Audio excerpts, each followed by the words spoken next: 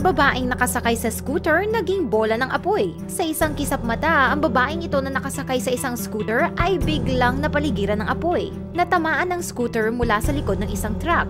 Nagsimula ang apoy nang nakaskas sa semento ang scooter at mabilis na kumalat sa katawan ng babae. Buti na lang at malakas ang loob ng mga nakasaksi at natulungan ito. 那个很大的，后来他那个裤子走火了吗？